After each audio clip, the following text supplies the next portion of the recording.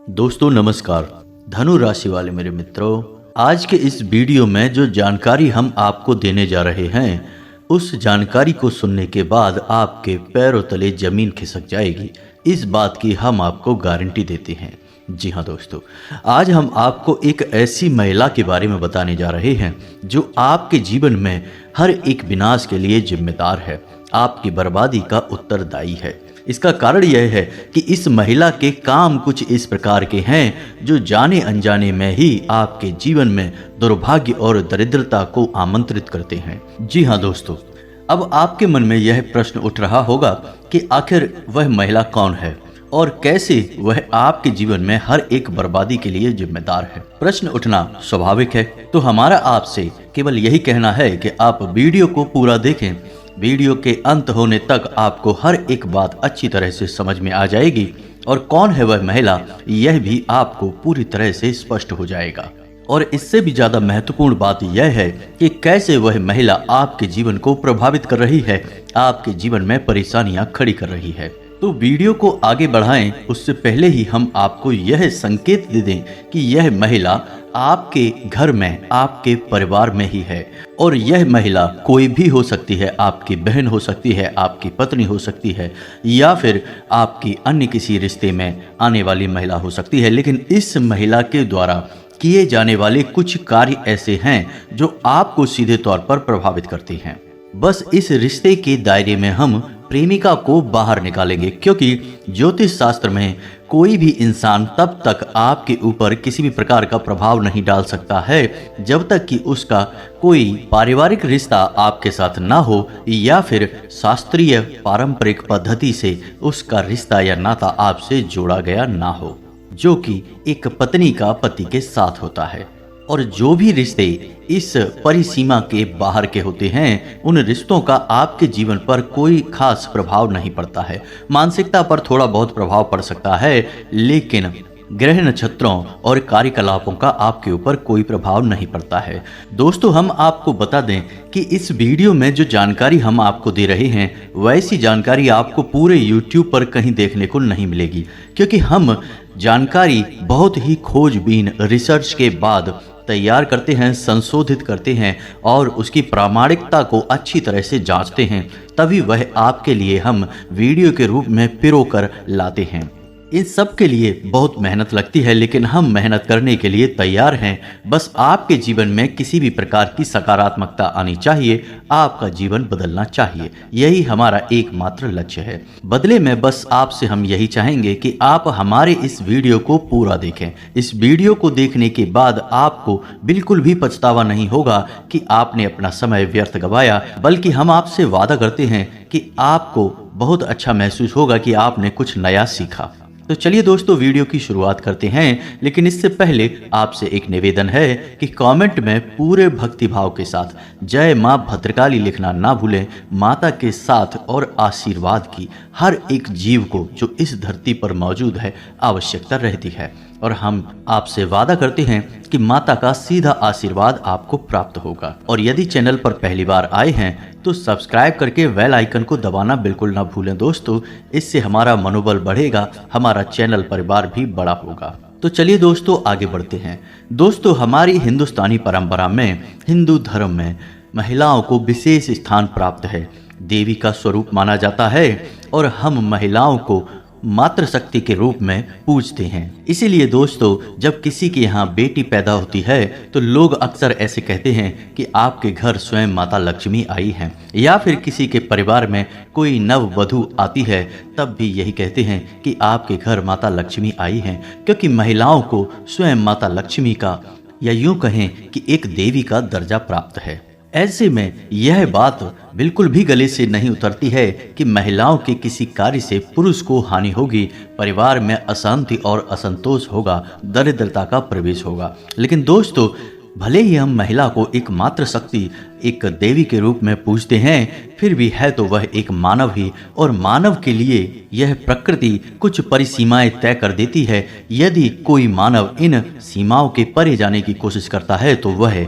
अपना और अपने साथ अपने परिवार का भी नुकसान कर बैठता है, हानि दिलवाता है। तो ऐसे में आपको यह जानना बहुत आवश्यक है कि कौन से वह काम हैं जो महिलाएं यदि करें तो घर में दरिद्रता आती है, घर का माहौल नकारात्मक होता है और पुरुषों के द्वारा किए गए किसी भी प्रयास में उन्हें सफलता हासिल नहीं होती, क्योंकि पुरुष ही अधिकतर हर एक घर में पैसे कमाने का यानी अर्थ जुटाने का कार्य करते हैं। और जब उन्हें जीवन में हानियों का सामना करना पड़ता है तो घर में रुपए पैसे की तंगी बढ़ जाती है और नकारात्मकता भी बढ़ जाती है, जिससे घर का माहौल दूषित होने लगता है। और यह असंतोष जब बढ़ता चला जाता है तो क्लेश और लड़ाइयाँ झगड़े घर में बढ़ने लगते हैं। तो चलिए दोस्तों, हम आपको बता दें कि महिलाओं के कौन से ऐसे कार्य हैं जो आपके घर में दरिद्रता को प्रवेश करवाते हैं और आपकी सफलता में बाधक बनते हैं, यानी कि पुरुषों की सफलता में बाधक बनते हैं। दोस्तों, आपने यह कहावत तो सुनी ही होगी कि हर एक कामयाब पुरुष के पीछे एक महिला अवश्य होती है। लेकिन इसी कहावत का एक और रूप भी है कि हर एक नाकामयाब पुरुष के पीछे भी एक महिला अवश्य होती है, क्योंकि महिलाओं के क्रियाकलापों का पुरुष के जीवन में, उसकी आर्थिक स्थिति में बहुत गहरा प्रभाव होता है। तो दोस्तों, हम आपको बता दें कि वह महिला जो सूर्योदय के बाद जागती है और अपने जीवन के क्रियाकलाप शुरू करती है, वह महिला अपने घर का अहित कर रही है। महिलाओं के लिए हमारे शास्त्रों में विधान है कि उन्हें सूर्योदय से पहले जाग जाना चाहिए और सूर्योदय से पहले ही स्नान ध्यान करके, पूजा पाठ करके अपने घर के क्रियाकलापों को शुरू करना चाहिए। तो यदि कोई महिला सूर्योदय के बाद जाग रही है और अपनी क्रियाकलाप शुरू कर रही है तो वह घर में दरिद्रता को आमंत्रित कर रही है, घर का वातावरण नकारात्मक कर रही है। जी हाँ दोस्तों, अब ऐसे में आपको देखना होगा कि आपके घर में कौन सी ऐसी महिला है जो कि सूर्योदय के बाद जागती है। आपको उसे प्रेरित करना होगा, यह वीडियो उसे सुनवाना होगा ताकि उनके मन में भी कुछ प्रेरणा जागे और उनके जीवन में भी किसी प्रकार का बदलाव आ सके। दोस्तों, आगे हम आपको बताएं कि एक ऐसी महिला जो क्रोध बहुत अधिक करती है। जी हाँ दोस्तों, क्रोध और चिड़चिड़ाहट में अंतर होता है।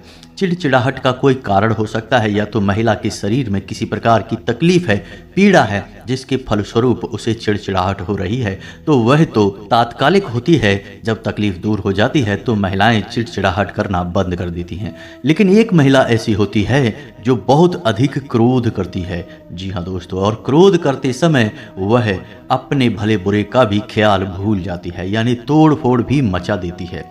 ऐसी महिला हमेशा घर में नकारात्मक शक्तियों को आकर्षित करती है।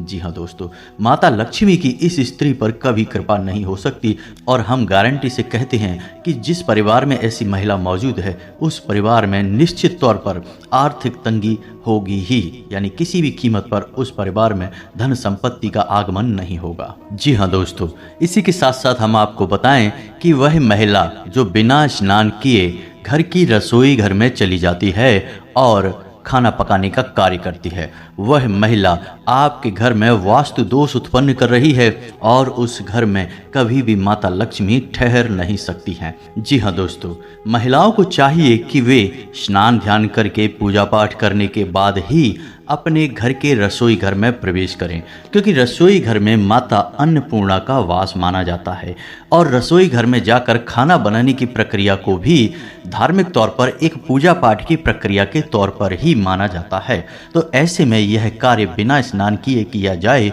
तो बहुत अधिक दोष उत्पन्न होता है। तो महिलाओं को चाहिए कि स्नान करके ही अपने घर के रसोई घर में जाएं और खाना बनाते समय भी भाव का विशेष ध्यान रखें।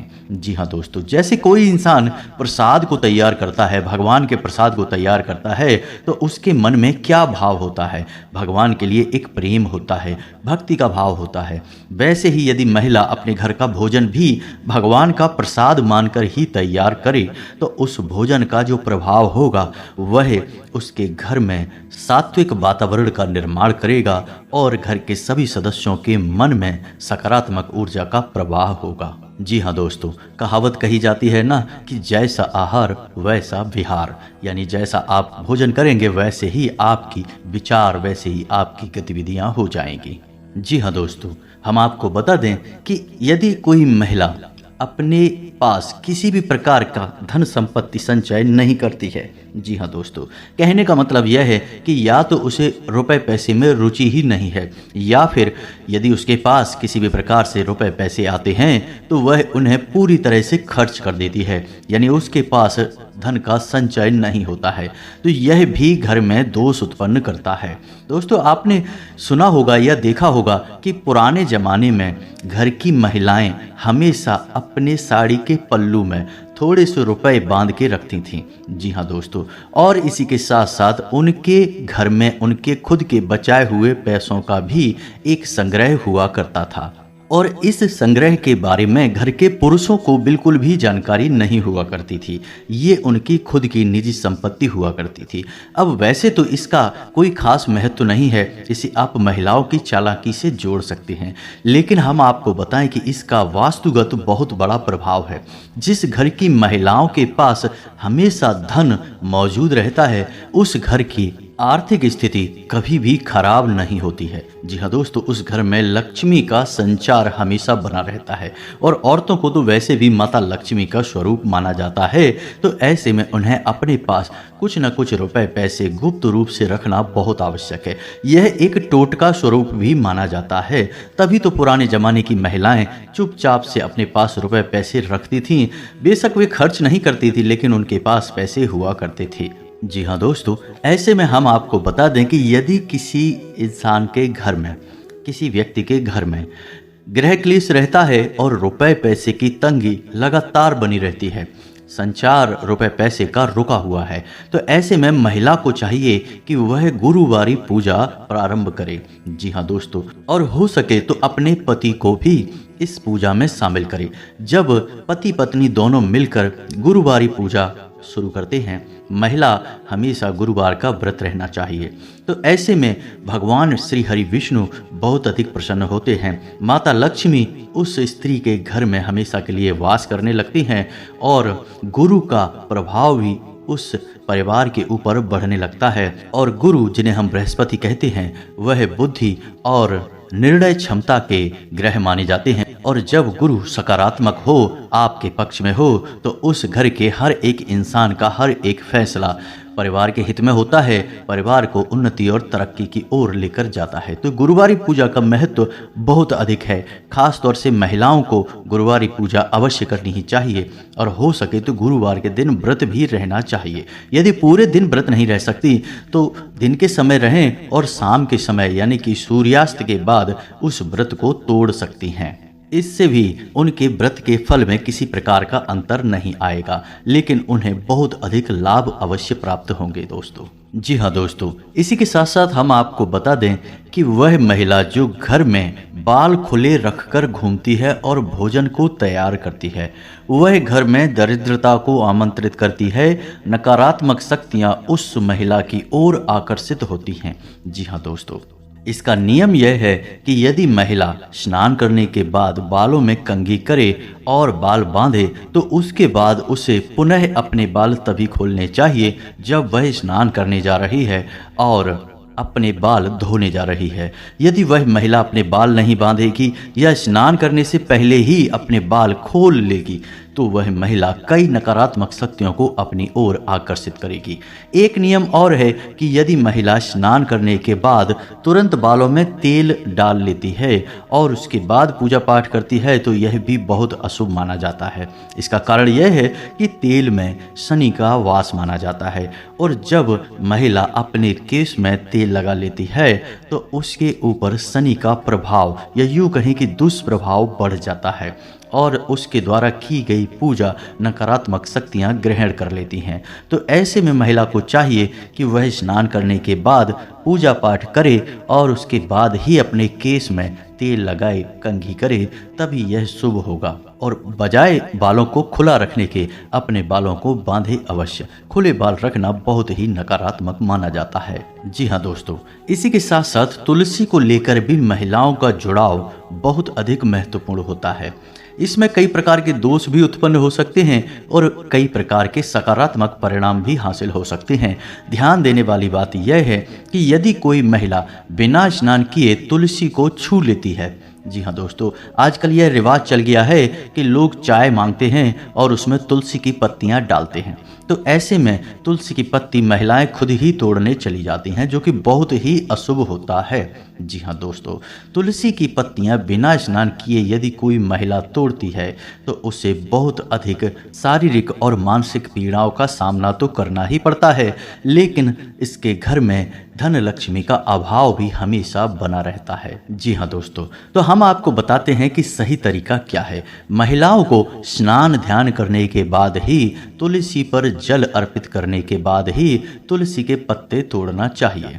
अब महिलाओं को चाहिए कि यदि तुलसी वाली चाय उनके घर में चलती है, जो कि हो सकता है चलती हो, कोई बड़ी बात नहीं है, तो पत्तियां तोड़कर फ्रिज में रख लें या फिर कहीं और संचित कर लें। जब जरूरत पड़े तब उन पत्तियों का इस्तेमाल करें, लेकिन बिना स्नान किए कभी भी तुलसी के पौधे को छुएं नहीं और ना ही पत्तियों को तोड़ें। यह बहुत ही खतरनाक है।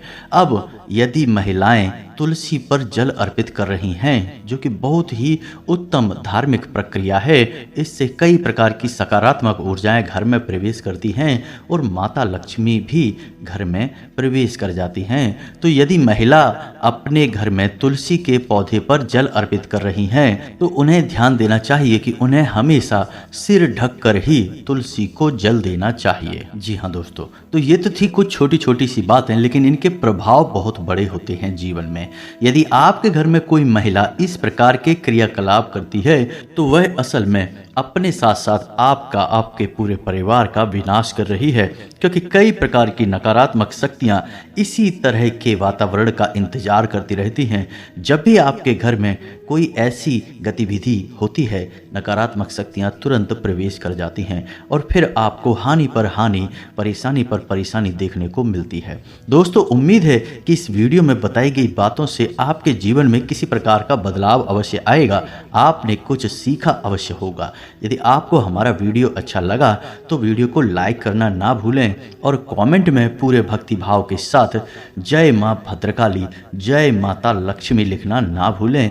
माता का सीधा आशीर्वाद और कृपा आपको प्राप्त होगी। तो इसी के साथ आज का वीडियो समाप्त करते हैं। यदि आपके कोई प्रश्न है तो आप कमेंट करके पूछें, हम आपके सभी प्रश्नों के जवाब देंगे। तो मिलते हैं अगले ज्ञानवर्धक वीडियो में, तब तक के लिए धन्यवाद। जय माता की।